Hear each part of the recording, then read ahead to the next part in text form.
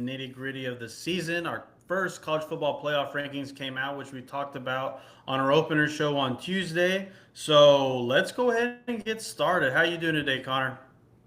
Doing good. How about you, John? I'm doing pretty good. Coming off a pretty good weekend. A couple that I wish I can get back, but I can't complain with the winning weekend. There's a lot of numbers that I loved last weekend. How about yourself? I know it was a little rough weekend for you.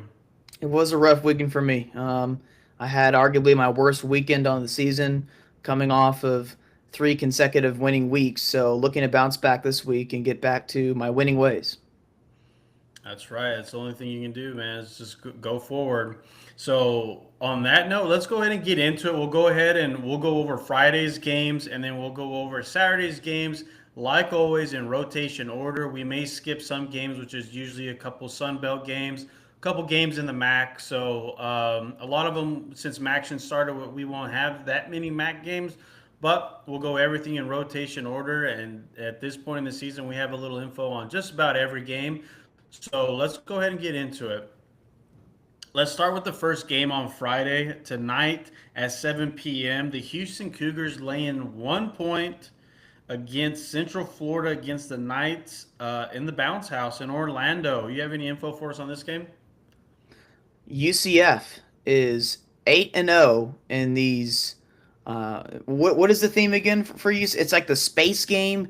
The For Bounce House. They call it the Bounce House. Oh, whenever they have the space uniforms. Yeah, they're 8-0 when they wear those uniforms. So that's pretty noteworthy. And this game's around to pick 'em right now. I think UCF right Yep. now is a 1 to 1.5 point favorite, depending on where you look. But I don't trust this UCF roster that much. I know they played well, or they did not play well at all last week Yeah. um, against Baylor. I mean, that was really, really bad. But Houston didn't look good against West Virginia, and we might have something later on with the Mountaineers for tomorrow. But I don't really have a lean for this game. Do you? Yeah, I would say the other thing I would like to bring up is yeah, Houston struggled and they got kind of embarrassed against West Virginia, and that's a common opponent that both teams have had recently within the last couple weeks. Central Florida actually demolished West Virginia at home a couple weeks ago, but we know that was before West Virginia made the change at quarterback. Since making that change at quarterback, Mountaineers are 1-1, but the one loss they did have, they're very competitive, and I believe 2-0 against the spread since Ricky Fox took over at quarterback. But for me, yeah, I don't know what we're going to get from this Central Florida team. They don't have a great offense. They don't have a great defense. Houston, we know, has a great defense, and they'll be looking to make a bounce back from that poor performance. They still only have, was it one loss on the season or two losses for Houston? Two losses now because they Who had a else did loss to they lose? Texas Tech. Texas Tech, that's right. And that's a conference game. So, huge game for Houston regarding the Big 12. But Central Florida is pretty much playing for, pride to end the season, bowl game and whatnot. I believe are they a 4-4 team or I'll pull it up here. I think their record is somewhere around there, maybe Yeah, they're four five and four. 4-4. Okay, that's what I thought I saw. Um, I don't know. Houston actually is a pretty good road team. They're undefeated on the road so far this season. Some of their best games have been on the road, but I don't know if I want to lay 1 point with Houston. Again, this is a weeknight game. Fading these home teams is not always the best idea, especially if the road team is favored. Um, I don't know. I don't know if I'm going to pull the trigger here. If I had to pick one, it would be Central Florida, a good spot for them to finally bounce back. But it's at a pick 'em. It's just a little tight for me, and I don't know if I can get there with Central Florida. If UCF beats Houston, the Knights, believe it or not, might make a bowl game. So this was something, John, that you and I talked about with UCF in the preseason. We both were not high on UCF, But when we looked at their schedule, we were like, you know what? That home schedule is pretty manageable. I mean, they host Jack State, North Carolina A&T, North Carolina, West Virginia, Houston, probably the most difficult of these opponents, and then Oklahoma State. I mean, that's like four rebuilding teams all in the same season, getting Yeah, them at home. And by the way, UCF is a little bit in a rebuild themselves, but that schedule definitely. set them up very well. At least the home schedule did, because they still have to play Texas Tech and BYU. So if they lose against Houston, they're probably going to finish 5-7 with hosting Oklahoma State. Yeah, and it's definitely a must-win game for Central Florida. That's why I lean to this to the Knights here, but I don't know if I'm going to be able to pull the trigger on it just because I don't. You don't know what you're going to get from this team, and that's the bad part. But again, Houston, they've been great on the road, but they also have struggled a little bit against Oregon State was one that they played on a weeknight. I believe that was also a Friday night game, and they struggled a little bit on the road. So this may be another one of those games, and I could see, like you mentioned, the space game. I would imagine they've been marketing this all week and getting ready for a big game at home against former AAC rival, now Big 12 rival Houston. And Central Florida also dominated that series, but those were two different. This is a different time period, in my opinion. But if I had to pick, it would be Central Florida. I don't know if I'll pull the trigger on them just yet, but I'm looking at the Knights here. All right, next game, 8 p.m. The Tulane Green Wave at the Memphis Tigers. Memphis Tigers laying 3.5 points here. A little juice to Tulane. It sounds like the quarterback's questionable. Starting quarterback's questionable for Memphis. This happened earlier in the year as well. What was that? A couple weeks ago when they played South Florida. Spread was +6 for Memphis, and it went all the way down to +3, close +3. Tigers came back and win by a field goal. You have any info on this game for us? I don't. I've been noticing the line change, obviously, and so Yeah. yeah, obviously that has to do with Brendan Lewis and his health. But I don't have a play for this game. Do you?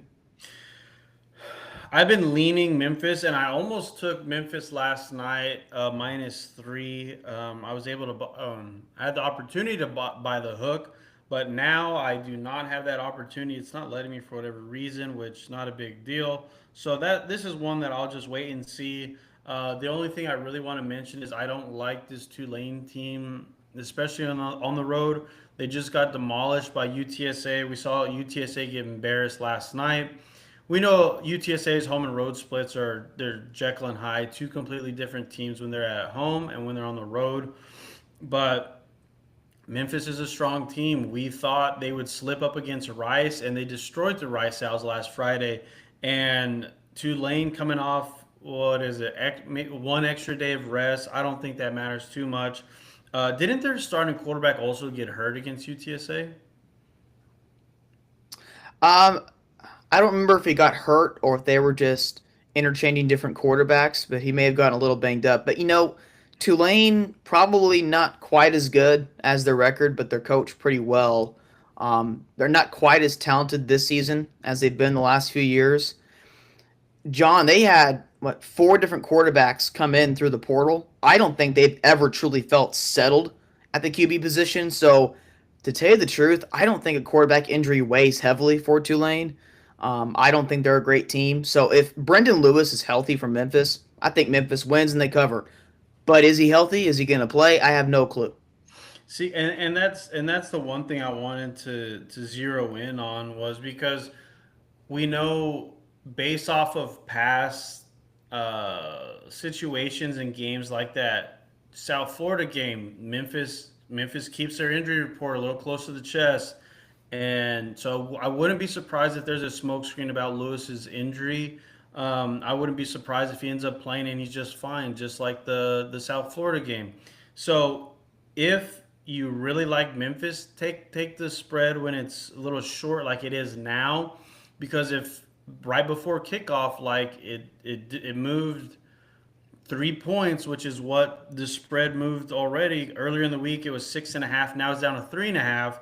So if you really like Memphis and you believe that the quarterback's going to play, even if he doesn't play, take the short number because an hour before kickoff, if it comes out that Lewis is starting, this will shoot back up to 6 points, like we've seen in the past already with the 3 point line movement for the quarterback. So I may do that. I'm just waiting a little bit. It's a 8 o'clock kickoff, so I'm just waiting a little bit to see if we get a three here. But I could see myself playing Memphis. I'm just waiting to see if I because I'd rather not lay a hook if I don't have to. So I'm waiting to see if we can get this down to 3 points.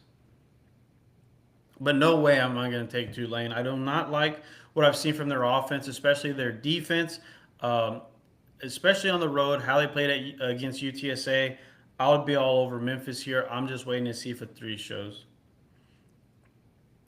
Next game, 8 p.m. Northwestern Wildcats, 6-2. I believe they're 6-2 against the USC Trojans. Trojans laying 14 points in the Coliseum. You have any info for us on this one? Northwestern 5-3 on the season, but they've been really good at ATS as of late. They had Yeah. that week one loss to Tulane, lost to Oregon, and then they most recently lost to Nebraska. Northwestern coming off of a bye week. USC rather a short week after that perhaps fortunate win against Nebraska with the quarterback injury there for the Cornhuskers. Um, I have not looked into this matchup that much. 14 and a hook. I mean, I think this is probably a game that USC, like, they win, they may or may not cover. They don't really necessarily have to keep their foot on the gas to win by a decisive slash comfortable margin. And then you look at Northwestern, their pace of play. It oftentimes with these 7 and a hook, they covered 7 and a hook against Nebraska, 14 Yeah. and a hook here. That's partially why Northwestern has been pretty good against the number this year, is because, well, oftentimes they're a pretty large underdog and they can slow the pace down and they can cover those large spreads. Um, I don't really have like a strong lean here. USC, so that you obviously USC they host Northwestern tonight, and then they have a very interesting two-game stretch coming up, hosting Yeah. Iowa and then on the road against Oregon. Could this be a little bit of a look-ahead spot, kind of a sleepy spot potentially here, especially on a short week? So maybe I lean Northwestern here because I don't think USC's run defense is great, although they are much better at home than they are on the road. So I don't have a best bet here because I don't really have a strong lean either way. You could convince me USC plays very well at home and they win this by 3 touchdowns. You could also convince me that Northwestern slows it down and they cover 14 to hook. I could see it going either way there. Yeah, and I like Northwestern in this spot. I took 14 and a half a couple hours ago. And main reason being this Northwestern defense. And like you mentioned, they are coming off a bye. Short week for USC, a travel week. They did travel to Nebraska. Not a big deal, but especially they won, but they still have to travel. Northwestern rested bye week. USC on a short week. I do like this Northwestern defense. And like you also mentioned, they have been covering spreads. I believe they're 5-1-1 the last seven against the spread. And the main reason is because of their defense. And I mentioned this after the Notre Dame game. Nebraska, not Nebraska, USC has been struggling against good defenses, like the improved Notre Dame defense. They struggled. It was a rainy game, but they also had some trouble moving the ball in the second half. And I believe they only scored how many points against Nebraska? Less than 24, I believe. So if Northwestern can get at least 10 points here, I feel like Northwestern can cover this game, especially with their defense. A total of 51 also feels a little high.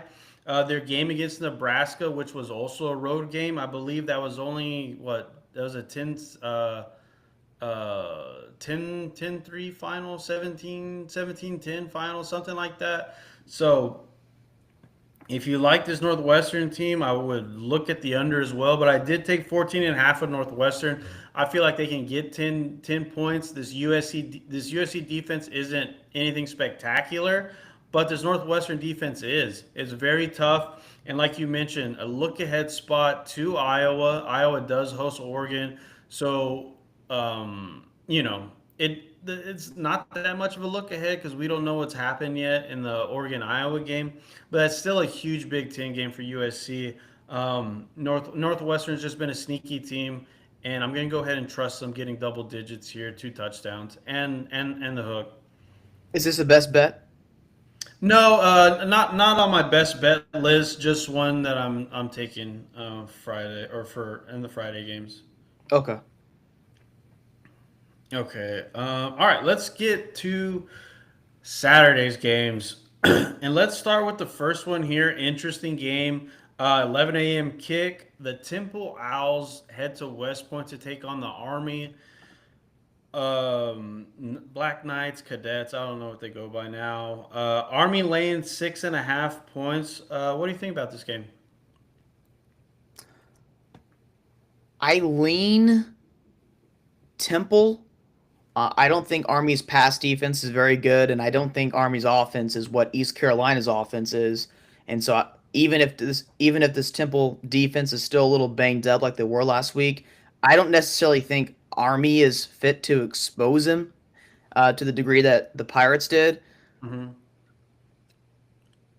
But I mean, if you're Army, you look at the rest of Army's schedule, like Tulsa, that's a winnable game at home. At UTSA, hosting Navy, those last two games are really difficult. UTSA a much better home team than they are road Yeah. team, as we've seen just the last couple of weeks with the Roadrunners. So if you're Army, if you can win your these next two home games, including tomorrow against the Owls, um, then they're bowl eligible. So during this time of year, that's when I start to. That's those are the kinds of things that I look at when you're talking about splitting hairs, especially with these G5 teams that don't really have a significant talent gap. Um, so I lean Temple just because you're getting a full touchdown at a lot of places because I don't trust Army laying more than a touchdown, especially not this year because their offense is not very explosive. But at Temple lean, if you want to sprinkle a little bit on the Temple money line, because I trust KC Keeler as a head coach, both you and I do, John. Maybe you can have a little bit of fun with that, but this is not going to be a best bet of mine. Yeah, same here. I really don't have anything. I expect Temple to have a bounce back game after last week, but yeah, nothing for me. I don't.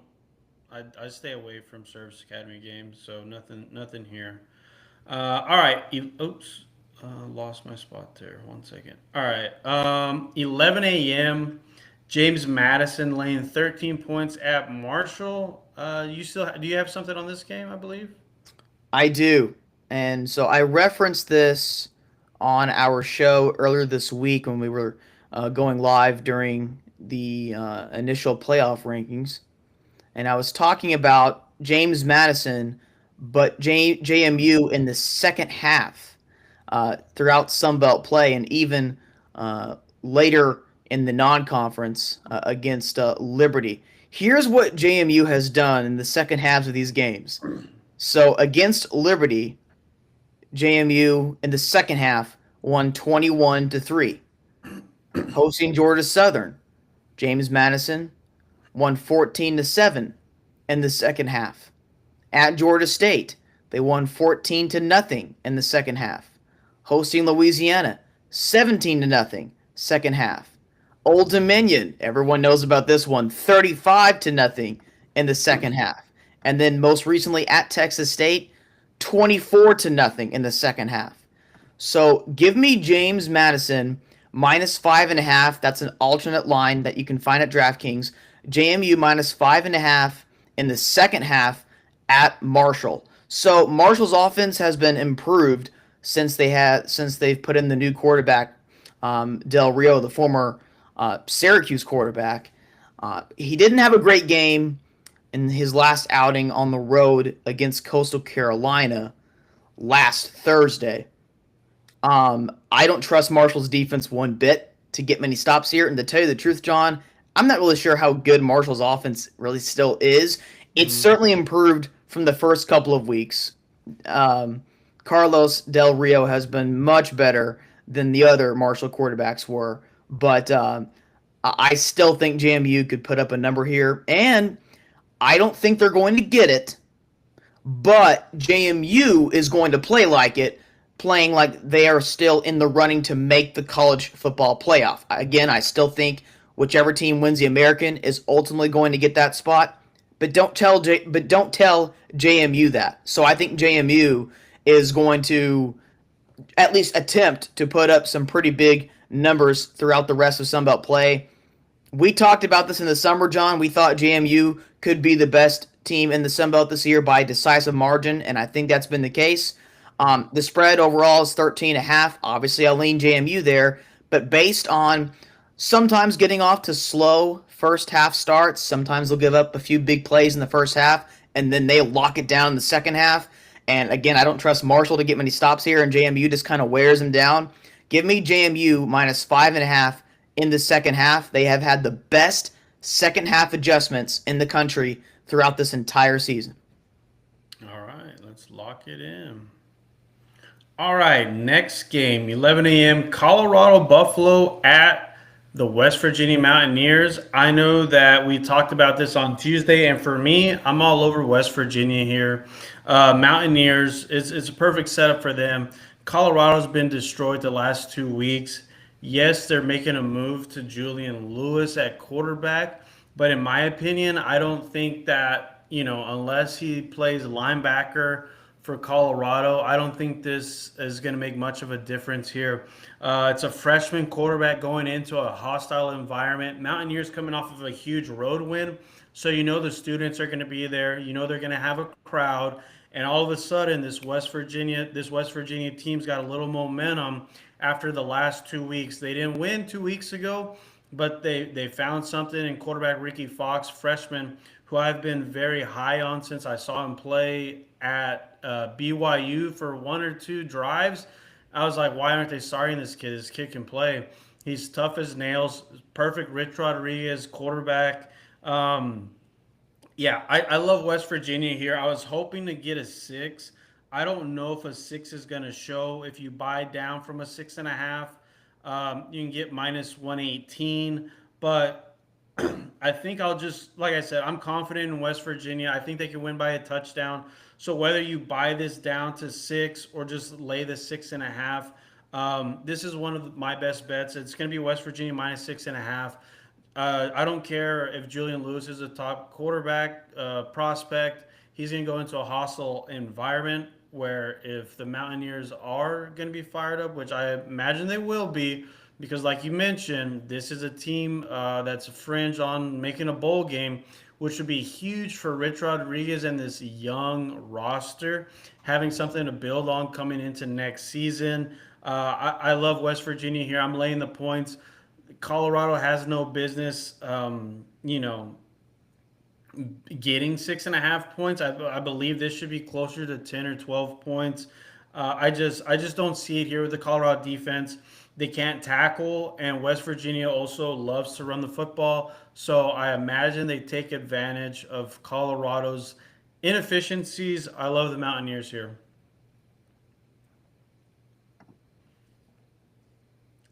I don't know if did you. I don't know if you want to bring up kind of like the team total that you had discussed the other day. Just if you want to talk about it a little bit for those that missed Yeah. the show on Tuesday. So earlier in the week, I'm not going to jinx it for John, so I'm not going to make this a best bet of mine. But I do have a lean with the West Virginia team total just because I'm not exactly sure what to expect from the Colorado offense. I just don't trust Colorado's defense. And like John was just talking about with West Virginia's quarterback change in their offense here recently, they're playing a little bit better. And so I could see West Virginia, especially at home here, Colorado having to go back on the road now. I can see West Virginia putting up a pretty good number. So the West Virginia team total right now is actually back down. You see, this is why I like to do team totals later in the week rather than early in the week, most of the Yeah. time at least. It's at 29.5. I liked it at 30.5. Best believe I like it at 29.5. Over 29.5, it's minus 118 juice. That was a similar price to what it was at 30.5 earlier in the week. So I like that play as well. So I certainly not going to tail Colorado, so I'm only going to fade him at this point. Yeah. And so, yeah, I think West Virginia could put up a pretty good number. But again, I don't know what to expect from the Colorado offense because they're going to have some quarterback changes as well. So whether that results in better offense for Colorado or potentially a couple more turnovers for the Buffaloes, I still think West Virginia is going to get their points in this game. So I lean the West Virginia team total over 29.5, but I'm not going to make it a best bet because I could also see this game being like 28-14, 28-17. Maybe it's a little bit closer than that, but it's right around that 6 to 7 point range. So Yeah. I'm not going to have a best bet for this game for two reasons. One, I love my best bets this week, and I already have my fair share of them. And then second, I don't want to jinx John. Perfect. I appreciate that. So hopefully we can get a 30-14 final would be perfect for me. I thought it was homecoming for West Virginia, but I just checked right now. It's Military Appreciation Day. So I don't know. West Virginia may have some different uniforms this weekend, but not homecoming. But I still love West Virginia. I lost my spot. Let me pull it back up here. All right, next game. The SMU Mustangs coming off of a huge upset win against Miami, laying 10.5 points at Boston College. You have any info on this game, Connor? BC should be a little bit healthier for this game than what they've been really this entire season. They've been one of the most injured, lingered teams this college football season, which explains their poorest record, or their poor record and their poorest play. Um, yeah, BC did much better last week than I thought they would, and as you just mentioned, John, SMU coming off the big win against the Hurricanes. Are they going to treat BC seriously at the early going in this game? I'm not sure. I could see Who does BC. SMU play next week? Let me pull it Go ahead up. and pull that up because this Boston College team, they Louis. showed, even though it was in the pouring rain, Boston College showed up against Notre Dame, and it's the same spread. Do you think SMU and Notre Dame would be a pick 'em on a neutral field? I No. don't. I wouldn't. I've seen SMU play. I wouldn't have them as a pick 'em against Notre Dame, but this line is saying so, and I don't agree with that. So SMU host Louisville. Let me see. When they yeah, okay, so they have a bye week after Boston College, And and then they then host Louisville. Kind of a sleepy spot here. That's So that's a little sleepy spot. What was that final what wasn't that like 14-10 or something? 25-10. Notre Dame scored twice in the fourth quarter. Okay, 25-10, 15 points. Okay. Um then I mean I think this spread's about right there. Am I gonna bet Boston College? Probably not. But just going based off of like if you're reading the market, you're paying attention to these lines and power ratings. There's just no way SMU and Notre Dame are on the same level. And I'm not even that high on Notre Dame, but SMU's not that good. And Notre Dame probably has a better defense than SMU. I just am I gonna take 10 points at Boston College? No, but I would not lay 10 points 10.5 points with SMU. I would look at the under here. I don't know how the weather's supposed to be in Boston this weekend, but yeah, I couldn't lay 10.5 points with SMU. I don't even know if I would take Boston College, but the under. And also, let's not forget these two teams played last 2 years ago in a bowl game, and it was ugly weather, Yep. and Boston College actually won that game. And as a huge underdog, Boston College beat SMU. I think that was a Fenway Park game. I could be wrong, but I think that was a Fenway Park game in the snow and the sleet. And Kevin Jennings, I believe it was Kevin Jennings, as a true freshman, he couldn't throw the ball. His That's right. hands were frozen. They couldn't throw the ball. And what Boston College did was run the ball every single play. You know what, Connor? Go ahead and check the weather for Boston and just check like Boston College Stadium weather, something like that. Um, because if this is going to be shitty weather, I love the under and Boston College in this game. Um, Even though that was a different head coach, I believe Bill O'Brien wasn't there yet. The defensive coordinator from the Packers was still coaching. I don't think the weather's going to be that bad. It looks like it's going to be about 60 degrees, partly cloudy. Okay. Okay, so just normal football weather then. But yeah, I mean, Boston College has played these guys before. SMU's played Boston College. This should be interesting. I don't know if they played last season. Um, I'm trying to think off the top of my head. I just remember Boston College, Florida State. Well, hang on, let's see here. So at kickoff, at the time of kickoff for this game, there's going to be about a 20% chance of precipitation. And then around noon, it clears up. So it's going to be maybe a little bit overcast, partly cloudy around lunchtime. Yeah, it'll be in the upper 50s, lower 60s, right around 60 degrees. Okay. Let's I was see hoping it here. would be. I was hoping it would be colder, but I guess not. But yeah, no, this isn't a game I'm gonna bet on. But I would highly recommend if you're into market watching. This is definitely a play on Boston College and the under. Am I gonna bet it? I don't know, but that's just like a stinky line that sticks out there. Okay, next game. The Indiana Hoosiers laying 14 and a half. A very public play tomorrow. Heading to Happy Valley to take on the Penn State Nittany Lions. You have any info on this game? I think Penn State could have some success running the ball on Indiana. I don't really think Indiana's faced a running back tandem as talented as Penn State. Yeah, I know Penn State has not lived up to expectations, obviously, but they still have a really good running back duo, and they are able to move the ball on the ground against pretty much everyone that they faced. Even against Ohio State, they were able to run the ball somewhat effectively there. Of course, I don't think Ohio State's defensive line is elite. I think the rest of their defense is though, obviously. But going back to Penn State here, I wouldn't be shocked here at home.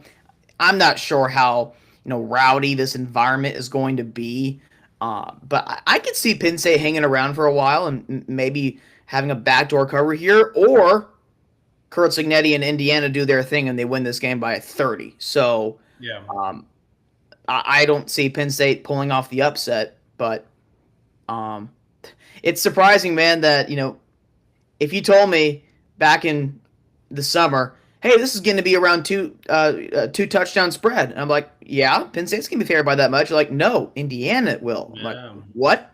So yeah, obviously things have not gone as expected for the Nittany Lions. Um, but I am not going to be one to fade Kurt Signetti. As DDSN Nation knows, I've been the Kurt Signetti enthusiast. So, Yeah. if anything, I'm only going to tail Indiana. But in a spot like this, it just feels like at some point, like how much more 50 to 10, 55 to 10 wins does Indiana have? Like maybe they Yeah. have more coming. I mean, it wouldn't shock me with Kurt Signetti, but in this spot against a talented roster in Penn State, I'm not going to have any best bets for a spot in a game like this. Yeah, same here. Indiana's a very public, very public play come Saturday. Yep. I just, this is one of those games where I'll be rooting for, Penn State to pull the upset, but no way do I want a ticket on them. And the other thing is, Indiana does run up the score. Like Signetti does love to run up the score. So, if this is a 7 point game or, 8 point game, or not an 8 point game, like a 9, 10 point game, yeah, he's going to keep pushing for points. So, but no, I'll just sit back and watch this one. No bet for me. For those that like to bet on anything, that's anything for all these games, if I were to have a lean, this is very sicko mode. So again, this is only for those that like to bet on everything. If you have to make a bet on the Indiana Penn State game, I would lean Indiana minus 2.5 in the fourth quarter. They are a fourth quarter team. They finish teams, and as we just got done saying, oftentimes they like to put up a big number in these kind of spots. And I could see Penn State hanging around for a while, and then the depth of Indiana shows later on in the game, and Penn State gets worn down just like they did against Ohio State. And Indiana, they finish. They finish.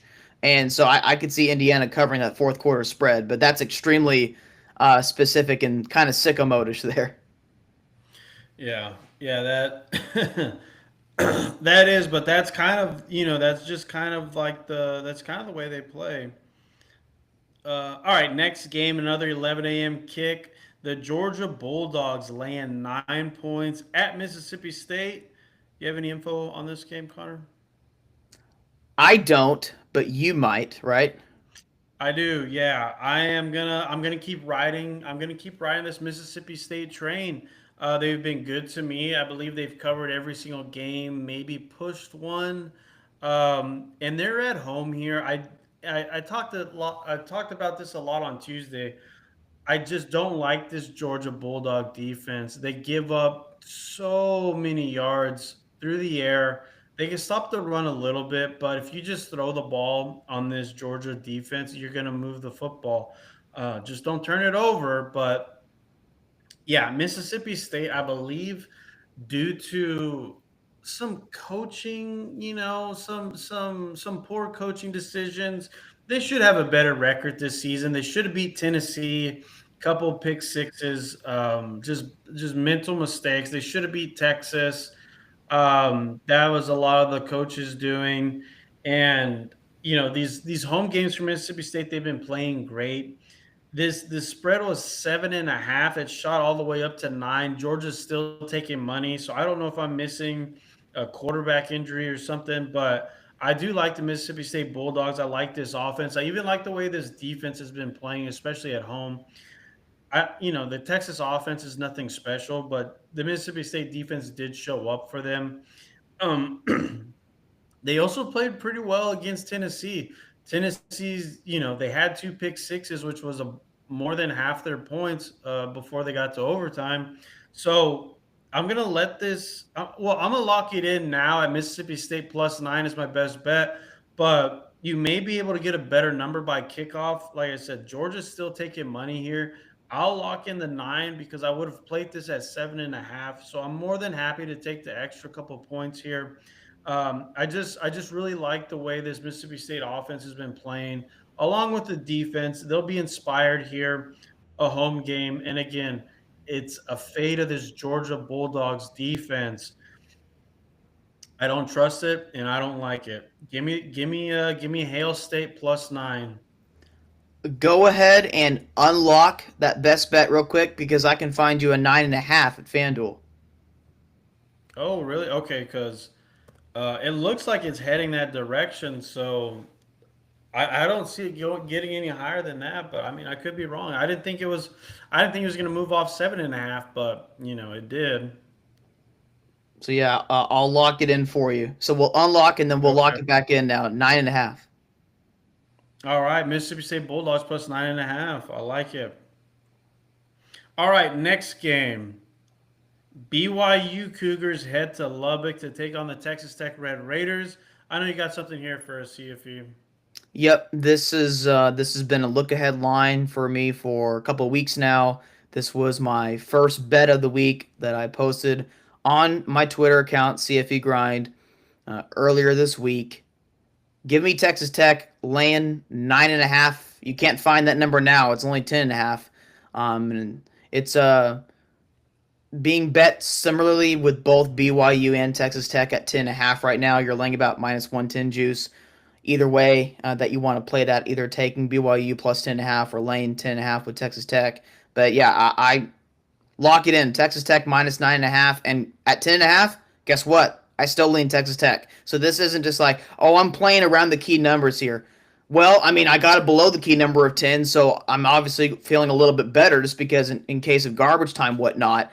But I think Texas Tech might win this game by a few touchdowns. So Okay. both teams are going to bring their A game, but I think Texas Tech's A game is much better than BYU. I'll tell you what, Cougar fans, because I know BYU fans are getting tired of being disrespected, and you know what? They kind of have been, and they've been an undervalued team the last couple of years. And if BYU covers this number, guess who I will no longer fade?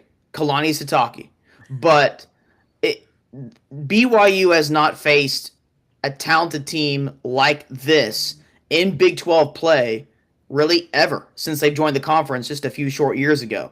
So small sample size of games, obviously against those upper echelon teams in Big 12 play, yes, but we haven't seen a Big 12 team with line of scrimmage play like Texas Tech has this year in quite some time. I guess maybe since Texas and OU a couple years ago. Um, but we didn't see BYU face against Texas. We saw them face OU, and that was in OU's a little bit of a rebuilding phase in the first couple of years of Brent Venables. So I think Texas Tech might run over BYU here. Yeah, give me Texas Tech. I could see a final score of like 38-17. Okay. All right, lock it in there for the Red Raiders. I know you got something on this next game as well, and that's Southern Miss Golden Eagles laying 4.5 at Arkansas State Red Wolves. What do you got here? DDSN Nation at Southern Miss. What do? We lay it with the Golden Eagles. They are currently undefeated, not just straight up, but also ATS in Sunbelt play. They've been money for us every single week that we have tailed the Golden Eagles, and so why fix something if it's not broke? If it ain't broke, don't fix it. And the Golden Eagles have been golden. So I'm going to keep riding Southern Miss, lock it in. Southern Miss minus 4.5 at Arkansas State. All right, I like it. I like it. All right, next game. I don't know if you have anything here, but we'll go ahead and bring it up. 12 p.m. Kick, and that's the Ohio State Buckeyes laying 29.5 points at the Purdue Boilermakers. You got anything here? So Ohio State currently undefeated against the spread. They have one push.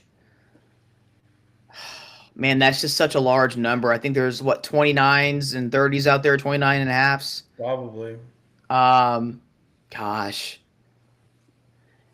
You know what Purdue typically does in these spots when you're not expecting it is when they pull off a shocker. And in this way, I'm not meaning pull off a win. I mean cover the spread. Yeah.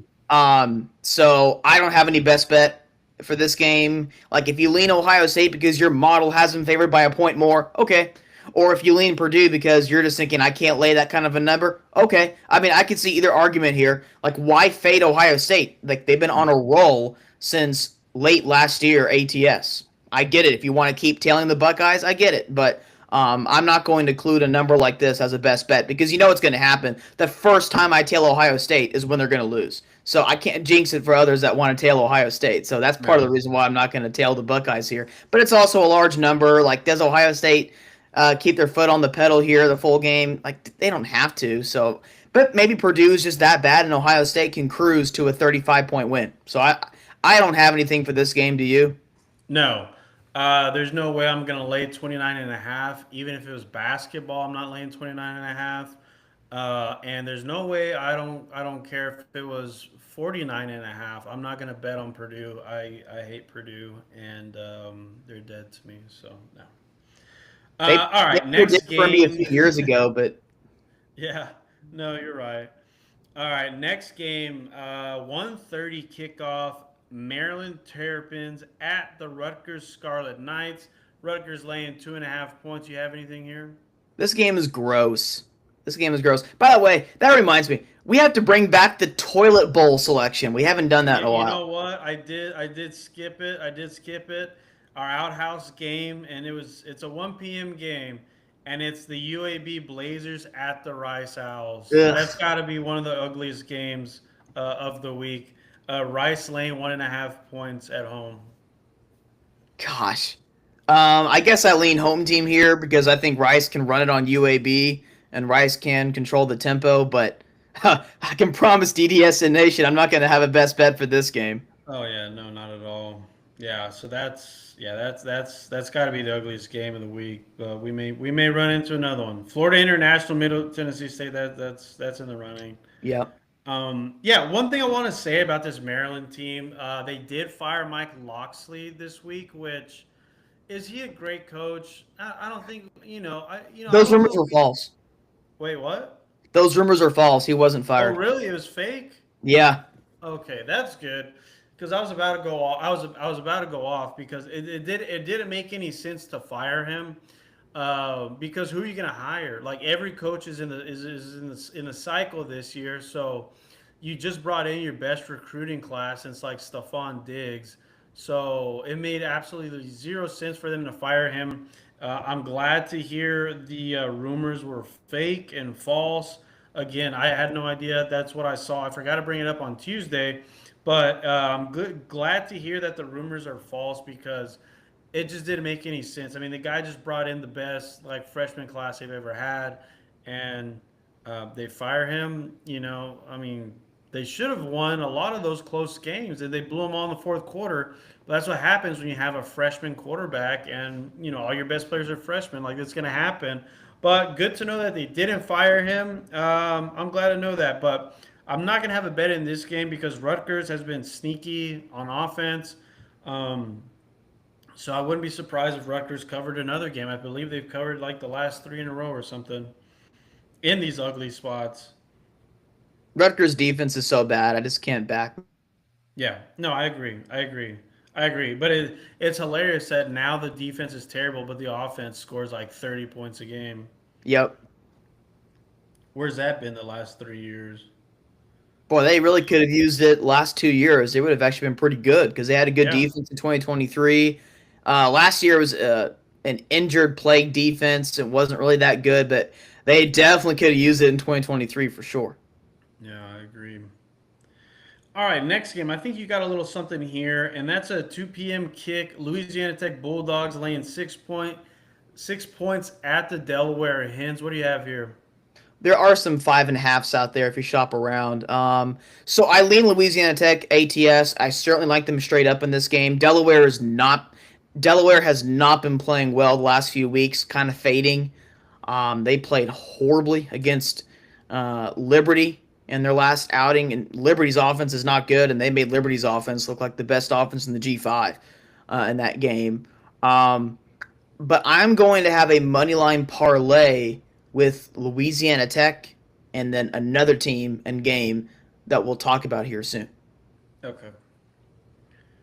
But you think you like Louisiana Tech to cover 6 points? What do you think about that?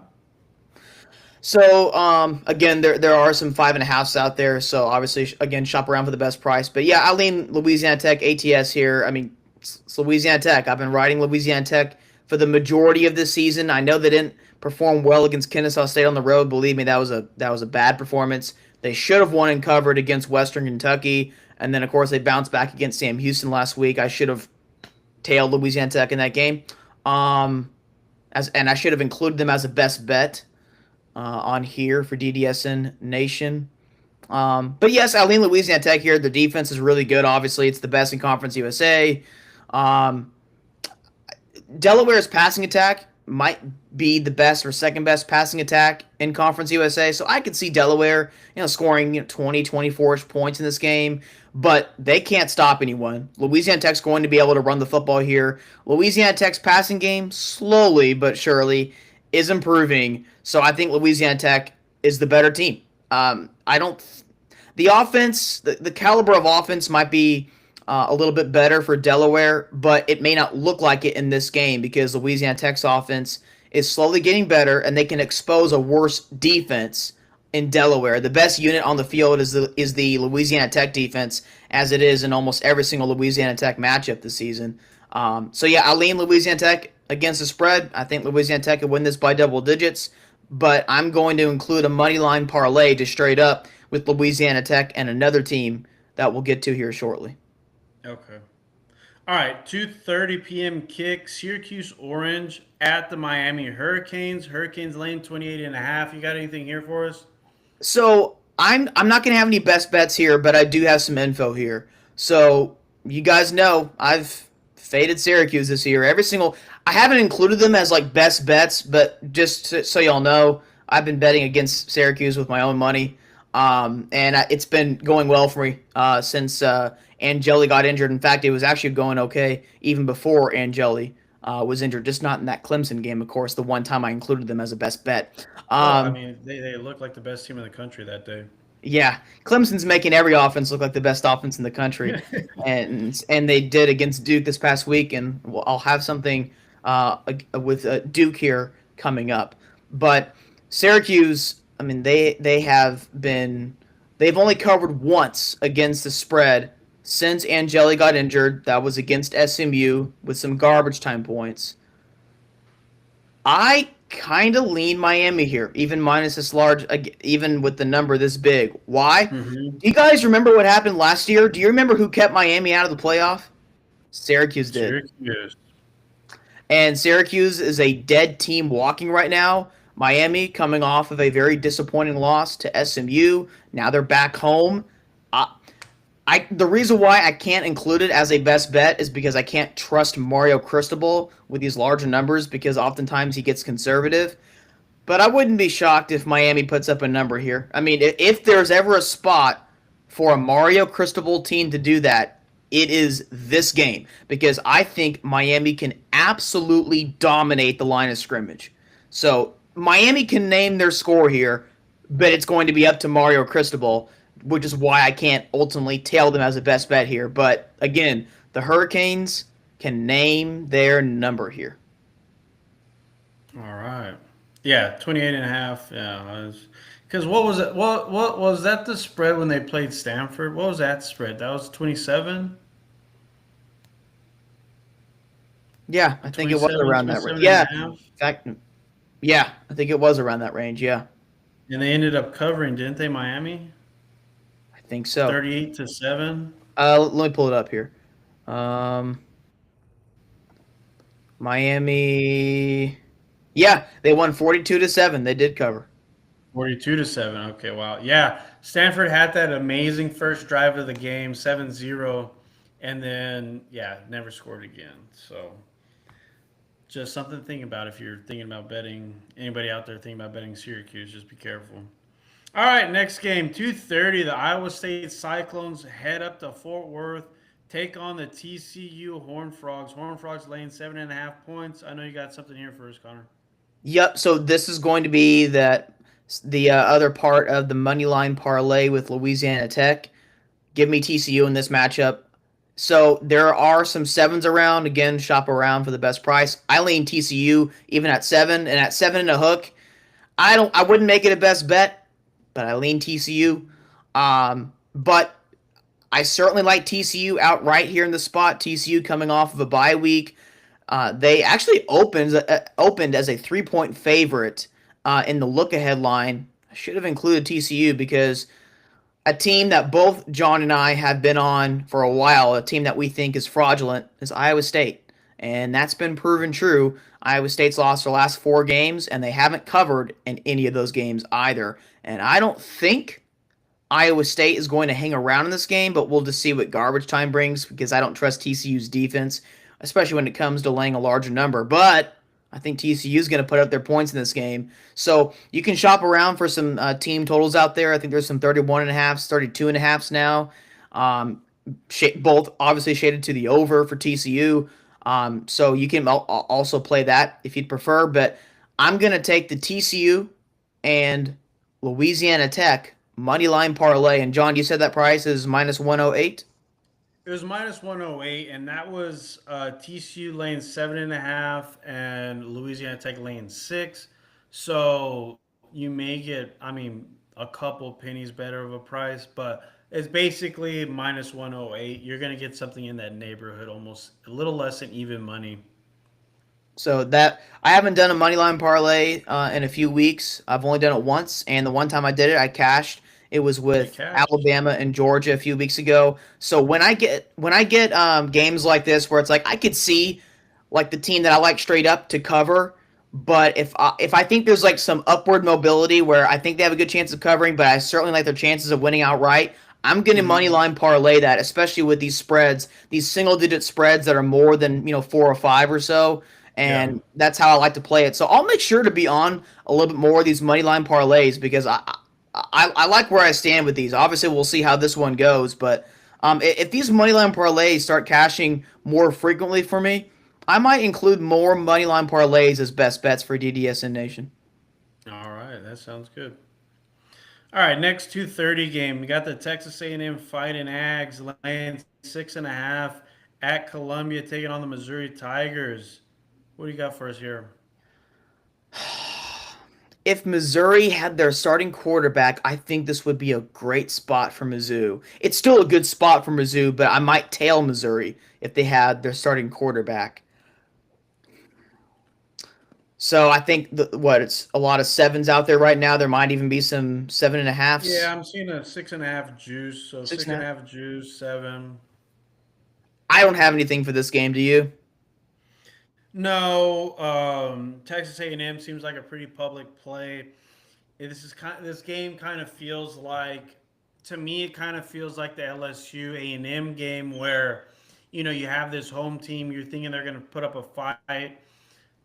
Unfortunately for us, that didn't happen. This Texas A&M team, and also when you think about it, when you go back to the Alabama Missouri game, Missouri was hosting that as well. Same, no, that was an 11 a.m. game. This one's 2:30, but that was a 3-point spread. Alabama's a 3-point favorite. Now A&M's favored by 6.5, 7. 4-point line move, mostly due to the quarterback being out for Missouri.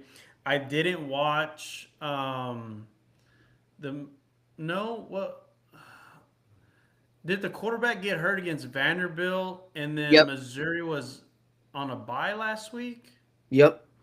That's right. Okay.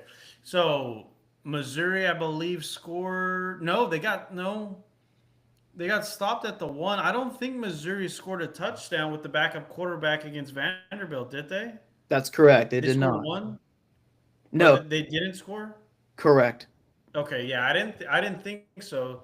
So now you're going against top three, top five defense in the country. I don't see it here. A&M's got some of the best athletes in the country as well on the offensive side of the ball. They got some beasts on the defensive line. Missouri struggled against Alabama. I like this A&M team. I think they're better than Alabama. Um, but I just don't understand the spread. Everyone's on A&M, which to me that makes sense because Missouri's going to have a backup quarterback that didn't he couldn't really throw the football against Vanderbilt. They have a running game, but A&M still pretty stout defense. I don't know. I don't think I'm going to bet on A&M because I want to see them lose. But there's no way I could back Missouri here. I was lucky to get a backdoor cover against Alabama with the Tigers, and Alabama should have won that game by at least 10 points. It got backdoored, so maybe there's a backdoor situation here. But A&M is giving no mercy to these teams. They're running up the score. They've done that multiple times. They ran it up on LSU. They ran it up on Florida. Um, so if they have an opportunity to put some points on the board, they're going to do it. This isn't a team that wants to win by 3 points, 6 points. They want to win by 30, 60. I just don't see it with Missouri. Everyone's on A&M. I don't blame them. I just don't see how the Tigers could stay within this number, even if they play a perfect game. It's going to be tough. Yeah, I don't think A&M's defense really is all that great. They've struggled tackling this year. They are really good on third down, and I would imagine that Missouri is going to be in some third down scenarios in this game, unless they get the rushing attack going, which means Louisiana or which means Texas A&M is not tackling well. If that's the case, which I could also see. So to me, this is a stay away. Now, if A&M ends up winning this game by 3 scores, I'm not going to be surprised. But if Missouri Yeah. ends up hanging around, then I wouldn't be shocked either because it's just hard for me to see a team that to finish unscathed in SEC play this year, and I don't trust A&M. In the spots where it's like you expect them to get the job done. Sometimes they don't do it in the fashion in which you think that they will.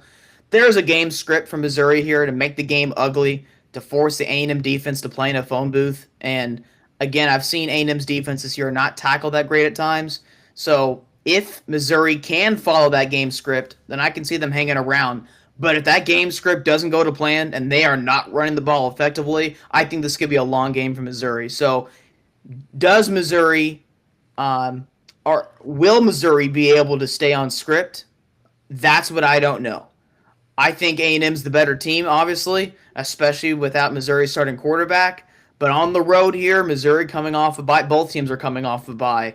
Um, again, I can understand the public being on A&M in this spot, but again, I could also see Missouri hanging around. I don't have Yeah, anything here. yeah, no, me either. I'm just gonna sit back, watch it, but I just don't see how Missouri keeps this close. They're gonna have to play a perfect game on offense. And they did struggle against the Vanderbilt pass rush, so A&M's got a very strong pass rush, so it's going to give them trouble.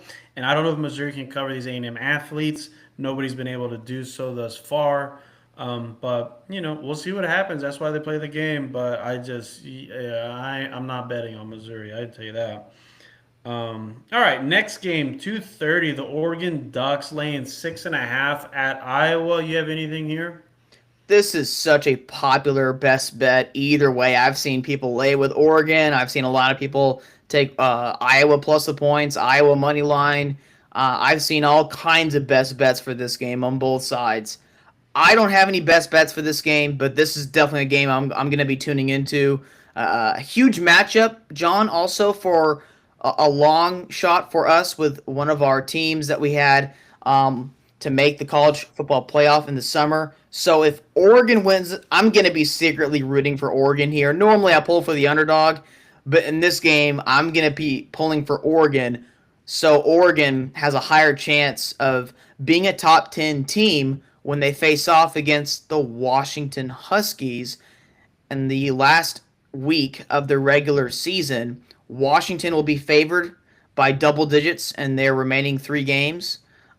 So if Washington can just take care of business on the road against Wisconsin, hosting Purdue, on the road against UCLA, and if Oregon can get through Iowa, then of course Oregon still has to play USC. They host the Trojans. Then we could have a top, 10, top 15 matchup there with Washington creeping up in the rankings by that point, and the winner of that game making the college football playoff. So again, I'm secretly pulling for Oregon, but I don't have any best bets here.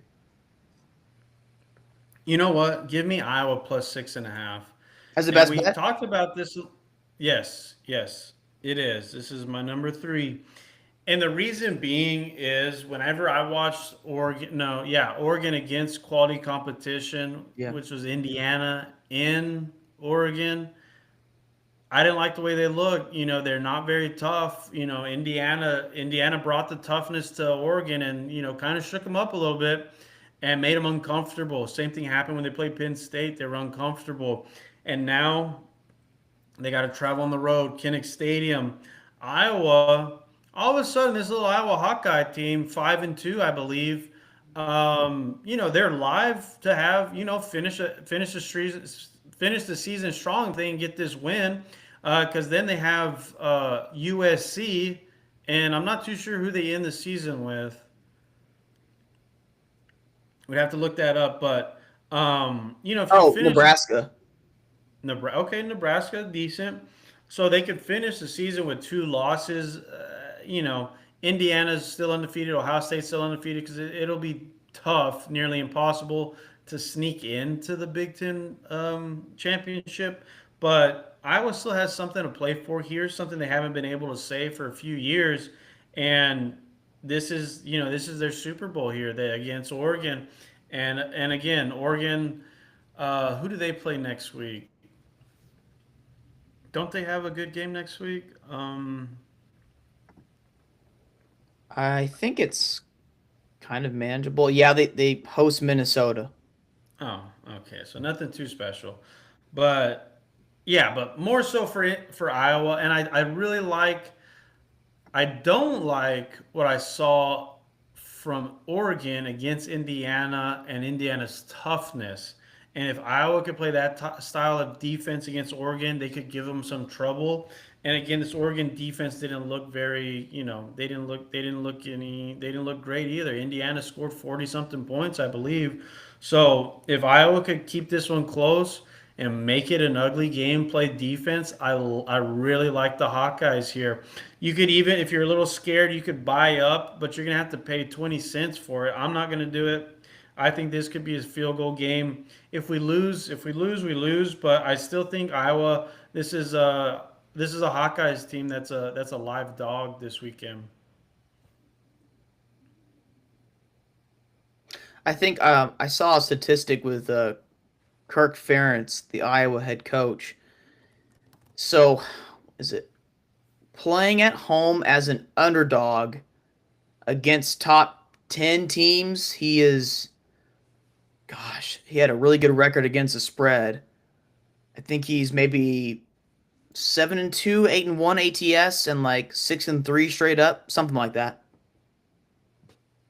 6-3. Okay. Yeah, 6-3 straight I mean, up. I like it. I think, yeah, like I said, for me, it's a toughness thing, and I really don't like the way Oregon looked against Penn State or against especially against Indiana. Indiana just played tougher. They're the tougher team, and they gave them trouble. I'm just not a fan right now of this Oregon team, and I think they could get exposed by Iowa this weekend. All right, next game, 2:30 kick, Kansas Jayhawks at the Arizona Wildcats. You have anything here? No, I was looking at this matchup, but I'm not going to have any best bets for this game. Two up and down teams, although Arizona might be a little bit better than their record. So I guess I lean Arizona to be honest, but at the same time, if you were to go by your priors in the summer, it's like I lean KU here. So um, probably going to come down to the fourth quarter, be a one-score game or so. That's your average Big 12 game right there. So I don't have any best bets for this game. Do you? I do. We You talked about do. it on Tuesday. I like this Arizona Wildcats team. They did disappoint me when they got killed by Iowa State, but ever since then they kind of bounced back. They destroyed Colorado. They've put together a couple good games. Again, I'm not a fan of this Kansas team. They've been having trouble with their coaching staff and the pocket knife gate up in Lubbock. And then, their defense is awful. So I think Arizona's starting to figure it out. I think they can win this game by a touchdown. So I'll lay the 4.5 here with Arizona. I thought this could get to 5, but again, I still think that they're at least 6 points, a touchdown better than Kansas, especially with the Jayhawks on the road. Arizona plays very good at home. So, yeah, fading the Kansas defense, and I'm still buying low on this Arizona team. So, yeah, give me U of A laying 4.5 here. Oh, all right. Next game, I'm seeing a little line movement here. 2:30 kick. The Duke Blue Devils laying 8.5 at the Yukon Huskies. What do you have for us in this game? Looking to see because it was 9.5 just a little while ago. Oh, Yeah, there's yeah. a 9.5 at FanDuel right now. Oh, at FanDuel. Yeah, give me Yukon plus 9.5. Best bet. Okay. This is a really tricky spot here for the Blue Devils. So coming off the big, well, shouldn't say big, but coming off the win against Clemson on the road in a game that they only had a 6% post-game win expectancy, the lowest in the country for this past week of all winning teams. They had the lowest post-game win expectancy. That's the lowest number I've ever seen, and those numbers are by Bill Connolly. He comes out with those post-game win expectancy numbers. Um, and then you look ahead to next week. Duke host the Virginia Cavaliers. So I almost included Duke plus 3.5 at Clemson as a best bet. That would have cashed, although I would have been fortunate there. Um, and so I'm going to continue tailing slash fading. I'm going to stick with the Blue Devils here. I'm going to take UConn plus 9.5. UConn has not lost a game in regulation this year. They're a pretty good team, and they can move the Let's ball hope through they the extend air. that And then streak. they also match up well on the field here with Duke. So Duke's offense has been very good. Their defense has been pretty bad, and that's the most basic outline of Duke. But more specifically, Duke struggles to run the football more so than they pass. So the strength of the Duke offense is through the air. The strength of the UConn defense is their pass defense. UConn struggles against better rushing attacks. Duke doesn't have a great rushing attack. And also, UConn's defense is much better between the 20s. It's not great in the red zone because of their porous defensive line. Well, guess what? Duke, they can move the ball between the 20s, but they struggle in the red zone. We saw that against Georgia Tech. Duke was the right side against Georgia Tech. They should have won that game. Georgia Tech ended up winning, though. And then you look on the other side of the ball in this matchup. UConn can both move. They can move the ball effectively both on the ground and through the air. Duke's defense, especially through the air, and Duke's defense, they're okay against the run, but they really struggle against the pass. 127th in EPA per pass. Here's the thing, though. You might be thinking, yeah, but it's a Manny Diaz defense, so normally okay. They're okay if they can get pressure on the opposing quarterback. And guess who ranks number 1 in the country in least amount of havoc allowed? UConn. So I think UConn can give their quarterback, Joe Fagnano, who has yet to throw a single interception this year, 25 touchdowns. They can give him a lot of time in the pocket to scan the defense, and I think he'll be able to pick apart this Duke secondary. And I think this UConn defense, while not great, can at least do better than what they did against the likes of stronger rushing attacks, like when they faced against Rice a couple of weeks ago. This is a good spot here for UConn hosting Duke. Remember, just a couple of weeks ago, UConn went on the road and killed Boston College. This is a better UConn team than they typically are. So I like UConn plus 9.5. I would even go as much to say to sprinkle a little bit of that Husky money line in this game. I love UConn plus 9.5. All right, I like it.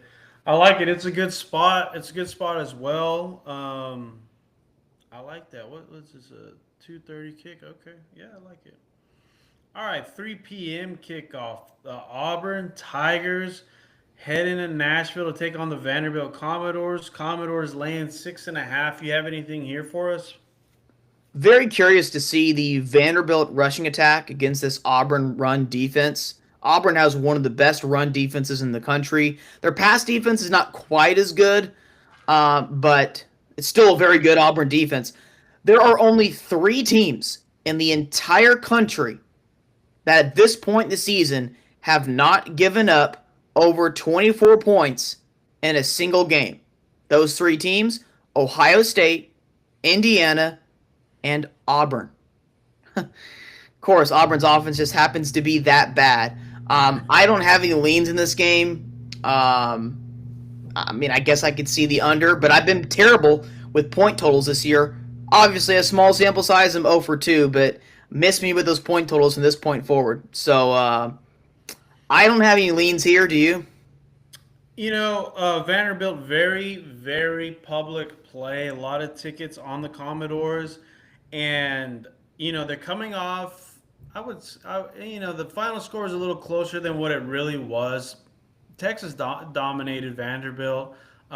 We talked about this on Tuesday. Vanderbilt was fortunate to cover the 3 points. It took a little dicey, officiating, poor officiating, awful officiating, if you will. And Auburn, your Auburn Tigers, they got beat straight up on at home last weekend against Kentucky. I didn't really watch that game. Did you? Did you see what happened? Like how'd that game go? I didn't watch any of it. Whew, it was just as ugly as the scoreboard would indicate. Terrible, terrible performance by Auburn's offense. I mean, they looked like they had no clue. It was like watching a bunch of high schoolers try to play a college game. It was like watching a 2A high school go up against one of the best 6A high schools. It was just absolutely egregious to watch. And the Auburn defense, again, balling out. Kentucky had one good drive for a touchdown. That's all that they needed. Kentucky's offense didn't perform much better than Auburn's, but in that kind of a game, you just got to put up one more score than your opponent, and you'll come out victorious. Gosh, it's just so disappointing watching this Auburn team because their defense, obviously very good. The offensive line, pretty good. Running back room, pretty deep. Receiver room, very talented. But you wouldn't know that because their quarterback play is so bad. It's just so bad. Yeah. I would put it at the very, very bottom of the Power Four. If Auburn had any sense, if they had a quarterback that could just perform okay, if they had a quarterback room that was, maybe the 70th or 80th best in the country, even if it's towards the bottom of the Power Four, then Auburn would probably already be close to bowl eligible, if not already bowl eligible. But their quarterback room is that bad. It's terrible. Yeah, no, it is. I I agree. You're not gonna get any disagreement from me about that. And the total here is 45. You mentioned Auburn, how stout their defense has been. Vanderbilt's been in a couple defensive battles at home against Missouri. That was a low scoring game. The past couple home games, they've been 3-point favorites, and now all of a sudden they're a 6.5 point favorite, mostly due because of Auburn's offense. They can't score. Again, this defense has been strong, though. I don't think I'm going to play anything here. Auburn looks appetizing, but again, Pavia, if Pavia can get a throw, get 7 points, they could win this game 7-0, and I don't want that to be me on the other end, because at least I always say this: you can't bet teams that have bad quarterbacks, because if you get down, it's almost impossible to come back, even if you are getting points. It just makes it that more difficult. It's already difficult as it is betting on one side or the other, but whenever you bet a team with a bad quarterback, you're just putting yourself at even more of a disadvantage. Because you're not able to come back. You're not able to get a backdoor cover. You're not able to win the game outright. It just makes it more difficult. So I honestly, I don't want anything to do with this game. I lean under here, but that's not something I'm going to play, because you never know. Vanderbilt, they could get some scores together. It wouldn't surprise me. But this is an ugly SEC game, and I want nothing to do with it. All right, next game. Interesting here. Stanford Cardinal taking on the North Carolina Tar Heels. Tar Heels coming off an ACC win. They're laying 7.5 points at home. You have anything on this game? No, I mean, I think it's going to be a little bit of a lower scoring game. Both offenses are not that good, and I don't think Stanford's defense is all that great, but it's probably better than their offense. That says more about the Stanford offense than it does the Stanford defense, to tell you the truth. But and then North Carolina, we talked about them last week. Their defense has been playing better, and it was a unit that I thought could be okay this year, but the offense has been in an uphill battle this entire season, and I still don't think it's very good. It's just that Syracuse defense is not good at all. So, although Syracuse defense performed okay, a few weeks ago against Pittsburgh, but yeah, the victory for North Carolina last week has more to do about Syracuse than it does UNC. But Yeah. it's Stanford. That's why North Carolina is laying a full touchdown plus the hook here at home. I don't have any best bets for this game. Do you? No. How many points did North Carolina end up beating Cal by? Do you know? North Carolina lost to Cal. Or Who did they play last week? Syracuse. Syracuse. My bad. Let's see. North I Carolina can't beat remember. Syracuse 27-10. Okay. And the Okay. only touchdown for Syracuse was a defensive touchdown. Really? Okay. Yeah, I mean, do I want to bet on this game? Absolutely not.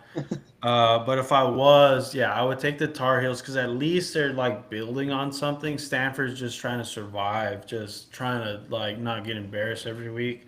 But yeah, nothing for me here. The hook there is kind of wants some Stanford money, but nah, nothing for me. Although it is intriguing for take North Carolina, I'm just not gonna take the bait there.